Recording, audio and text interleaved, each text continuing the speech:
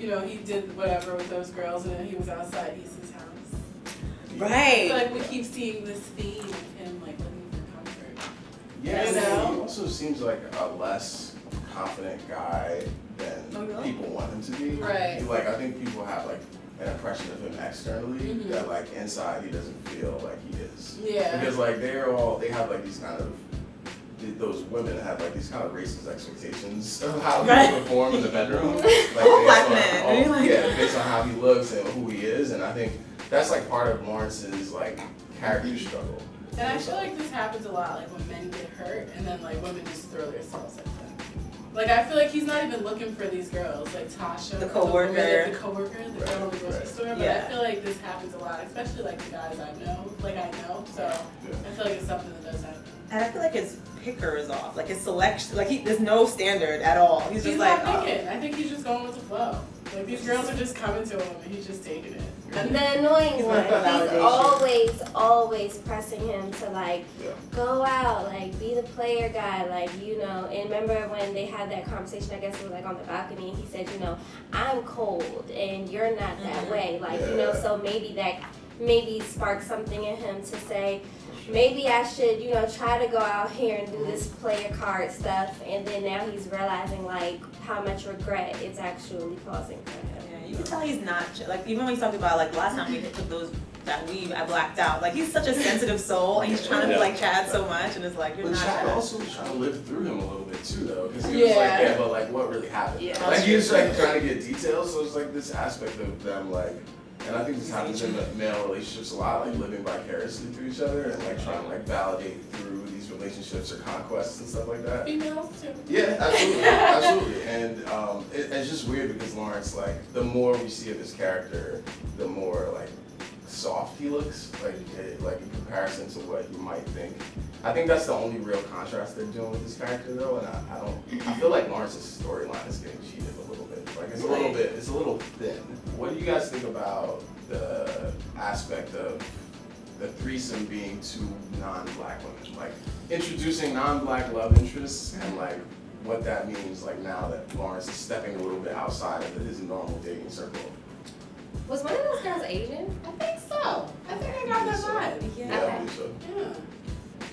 I'm not sure if it was meant to elicit like a big reaction from black female viewers to be like, how dare he? Like it kind of felt like a bait. Like, oh look, like they're both blonde. Yeah. It's like, exactly. It felt like a bait kind of situation, but I feel like we're so far gone with Lawrence that at this point, like nothing surprises me. Because his standards have lowered so like devastatingly low. That That is like, for me, it's just like, we know that he's just out here catching whatever gets thrown at him. Right. So I understand why they, you know, put the two, you know, non-black women in there as, you know, these are the girls that you're having the threesomes with.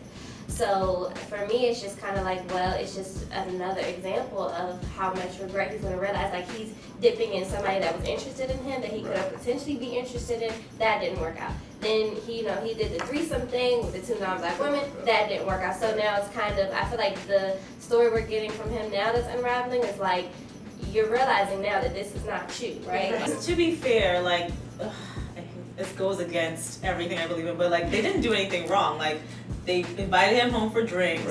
It was casual sex. Like obviously he didn't think they were in a relationship. So like they got off the bed and started talking about LaMarcus and talking about food. And it makes sense that they wouldn't care about him, but maybe because visually it stung a little bit. You're like, oh, how dare they? I think Lawrence is naive. I think he really thinks sometimes that he's super special and he's super gifted. But I also think that beyond that, he also is very aware that he's a black man, because that police officer pulling him over, like you saw the shift of like music. He was like, that was so awkward. That was everything about the show was awkward. But that definitely was weird. It was small talk at the end. It definitely made you uncomfortable for a second before you he comes back and it's like, oh yeah, but you know, you're a Warriors fan, and it's like for blacks, you know, all of us women are like, okay, what's gonna happen? Hold up, like, are we gonna get serious? Like, what's gonna happen? I say in like a lot of shows, like black shows now, I feel like we're seeing this theme of one cop scene. I don't watch too much TV, but I remember when I used to watch Being Mary Jane, like there was that one scene with her niece.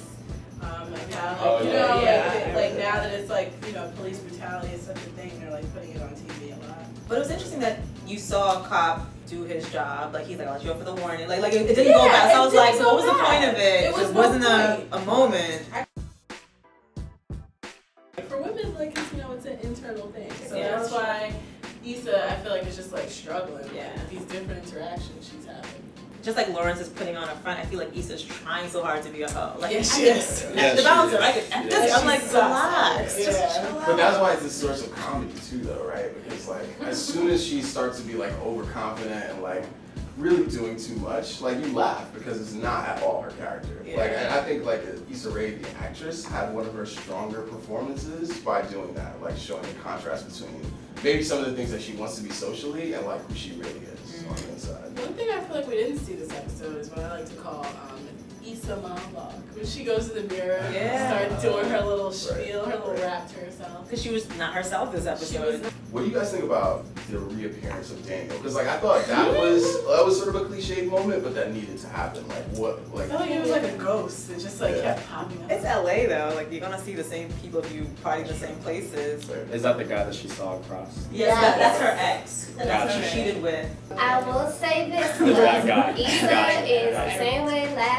last conversation we said Lawrence was fuckboying. Issa is fuckgirling.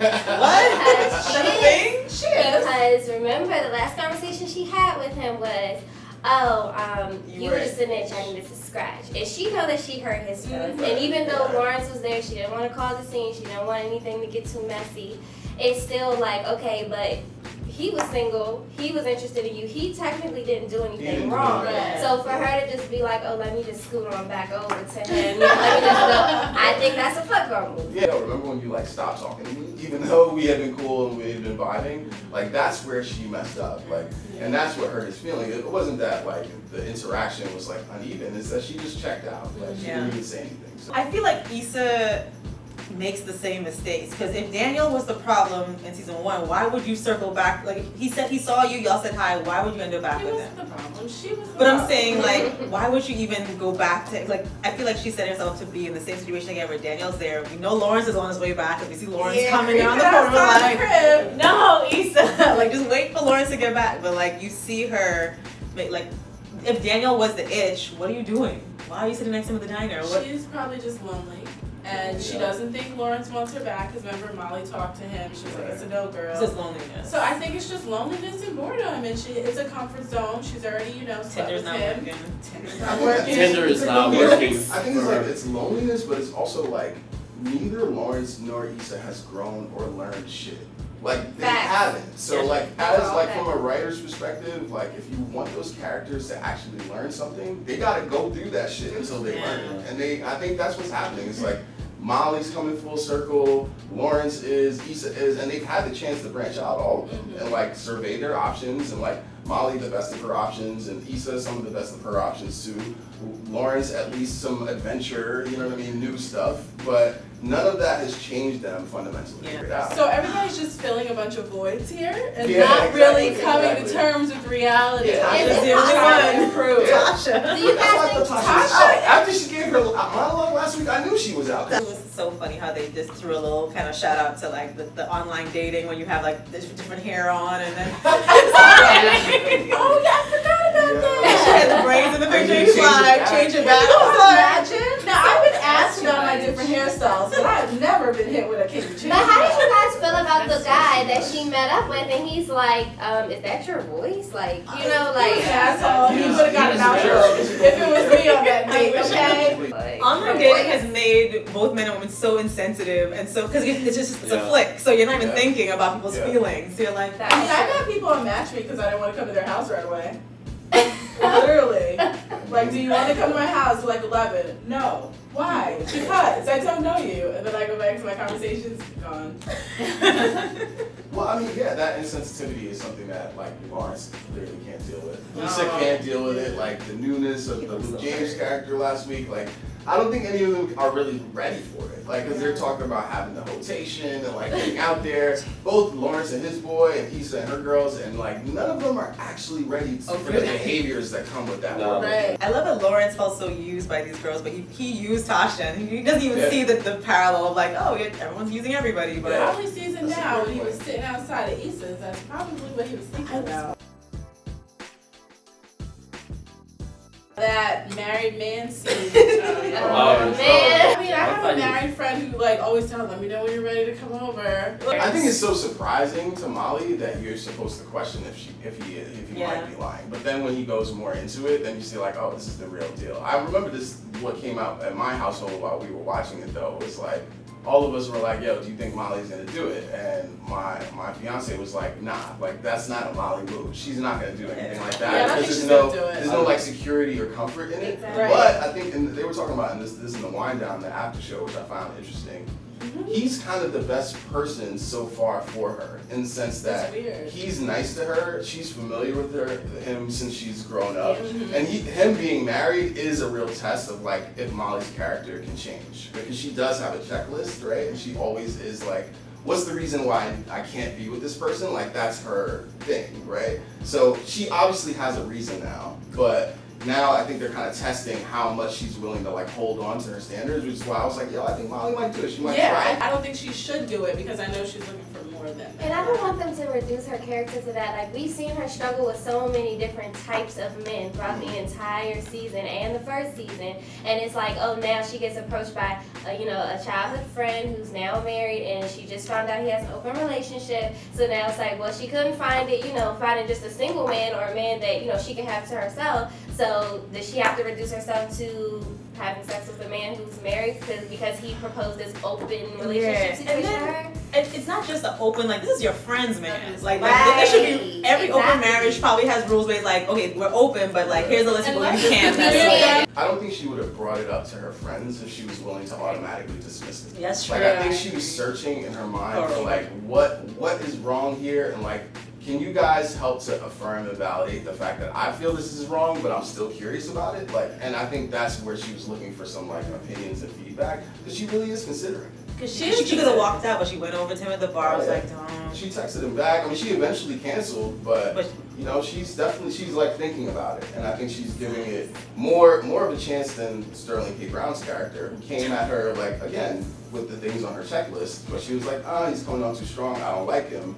And so now she's getting another situation again where she can choose. That's why I don't think it's reducing her character. I think it's giving her character real tests like that a human would have to face when they have standards. Like, because she didn't lower her standard and she hasn't been reduced, but it's still a dilemma. All levels for Black women. All levels, exactly. And that's why we kind of like cling to it. Yeah, and that's why that's why my desire is for them not to do that to Molly, because it's like I know that they're not presenting just one perspective of Black womanhood. It's all different perspectives, it's all different type of women. That's why we, it's Issa, and then there's Molly, and then it's just I don't know. It's just like I don't want her to do it. She's clearly sexually frustrated. Like Molly has not been getting any, and it shows in her character, and they're kind of like talking about it at this point, right? Yeah. So if she gets it and it's just a release and she moves on, is that such a negative thing for her character, for like Molly's character? It's gonna be negative because it's gonna be hard for her to move on. She's probably gonna be a little hurt. But she might realize that it wasn't what she wanted to begin with. Yeah, so that's what I mean. It's gonna bring back that hurt. And we know that she's the clingy type too. Exactly. So it's like, how is that gonna mess with that aspect of her personality? She's kind of looking. She's looking for more than being by herself. Yes, she is. So, can anyone else read that like loneliness in Molly? Like, oh yeah, but that carrying the dresser down the stairs. I was like, okay. Which I think in this episode, like, you don't really see it. I don't know. Yeah, I mean, I thought she was a good friend to Issa in the club, because Issa is just so dramatic. Everything is like pulled on the side, and you're like, what? I mean, it's several months, even with the hot tub with, her friends, and Issa, I mean, that's true. I think Issa was trying to gain brownie points with her anyway, because they were beefing. But, even then, like, the two girls, her two friends start ragging on her, and Issa's like, why are you always coming at her? Like, then she starts pinpointing their personal issues out. In that moment, I kind of did see Molly as like, she was just kind of quiet, like she wasn't firing back, because I think, she feels lonely in all aspects, like sometimes at work, which is why she had to stop the girl and say, hey, look, black girl to black girl, don't be too ratchet, because, this is the place where that is, and she knows she works around. Girl. Like, you know what I'm saying? Like, she knows, I feel like even at work, I feel like in her personal relationships and her friendships, sometimes she just feels like the lonely one, and she's like, this is the new Molly, and then they're bragging on her about that, and she's like, no, this is just me. Issa and Daniel are definitely going to get back together in some sense, even if they don't have sex. they're gonna have a conversation about that itch and scratch stuff. And I don't know. I think it might just be a closure type thing. It may not be sex, it may be sex, but I feel like it might be a one-off. Oh, that's horrible for her. I think the next episode. Could you see it? Yeah. I think if when Molly breaks off from her girls a little bit and just explores that situation on her own, I think she's gonna end up diving into it and having some complex feelings about it too. Issa, Shonda, please don't do it. Don't Shonda's a Netflix Please now. don't let her do it. I think Lawrence is going to swing on back to the dunes at some point. Yeah. And hopefully not see where she lives. Oh. Hopefully he won't see Daniel at the dunes, but like I think Lawrence is gonna start like he's gonna reach out and say, hey, I'd like to meet up, and she's gonna be in this moment of like, I'm close off with Daniel, go meet Lawrence. Yeah.